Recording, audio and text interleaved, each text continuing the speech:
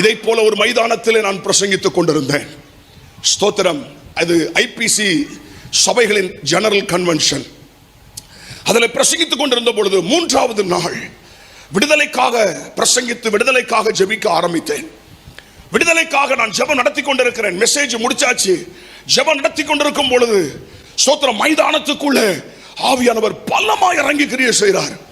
அதை நல்லா பார்க்க முடியுது. அசுத்த ஆவிகள் அலறுது பயங்கரம். அந்த மைதானத்தில் ஒரு வித்தியாசத்தை உணர ஆரம்பிக்கிறோம். பயங்கரமான அற்புதங்கள். அந்த கூட்டம் முடிந்து 3 மாதங்கள் கழித்து ஒரு நாள் ஒருவர் என்னை சந்தித்தார். என்னை பார்த்து, ஐயா பிரைஸ் தி லார்ட் என்று சொன்னார்.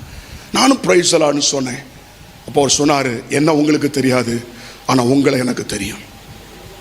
அவர் சொன்னார், ஒரு நாள் அந்த ஐபிசி ஜெனரல் கன்வென்ஷனில் ஒரு மைதானத்தில் நீங்கள் பிரசங்கம் பண்ணீங்களா? ஆமாம், ஒரு 3 மாதத்துக்கு முன்னாடி நான் பிரசங்கம் பண்ணேன். ஆமாய்யா. அந்த கிரவுண்டுக்கு நேர எதிர்த்தாப்புல ஒரு ஹாஸ்பிட்டல் இருந்தது தெரியுமா? இல்லை, எனக்கு தெரியாது. அங்கே ஒரு ஹாஸ்பிட்டல் இருக்குதுயா. அந்த ஹாஸ்பிட்டலில் ஜன்னல் ஓரமாக நான் படுக்க வைக்கப்பட்டிருந்தேன். சில மாதங்களாக எனக்கு வியாதி. என்னால் எழுந்து நடமாட முடியாது. யாராவது ஒருத்தர் எனக்கு உதவி செய்தால் தான் என்னுடைய கடமைகளை செய்ய முடியும். நான் அங்கே படுக்க வைக்கப்பட்டிருந்தேன். 3வது நாள் விடுதலைக்காக நீங்கள் ஜெபித்த பொழுது மைதானத்தில் அற்புதங்கள் நடக்குதுன்னு சொன்னீங்க. இந்த சத்தத்தை கேட்கிற யாரா இருந்தாலும் கர்த்தருடைய கரம் உங்களை தொடுகிறதுன்னு சொன்னீங்க ஐயா. அப்படி சொல்லும் போது ஒரு வல்லமையை நான் உணர்ந்தேன். என் சரீரத்தில் ஒரு அற்புதம் நடந்தது. அன்றைக்கு நான் சுகத்தை பெற்றுக்கொண்டேன். அன்றைக்கே நான் விடுதலை பெற்றுக்கொண்டேன்.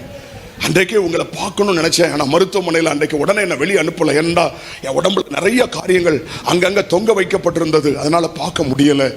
ஆனால் இன்றைக்கு நான் உங்களை பார்க்குறேன் ஐயா. பல நாட்களாக பார்க்கணும்னு நினைச்சேன் ஐயா. இயேசு நல்லவர்.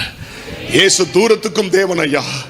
தோத்திரம். இங்க மட்டுமல்ல, இங்க எங்க இருந்து சத்தத்தை கேட்டாலும் கர்த்தருடைய வல்லமைக்கு அது தடை இல்லை. எத்தனை பேர் விசுவாசிக்கிறீங்க? இந்த இடத்தில் மட்டுமல்ல, இந்த சத்தத்தை கேட்கிறவர்கள் ஆன்லைன்ல இருக்கிறவர்களையும் இன்றைக்கு அவருடைய வல்லமை தொட போகிறது.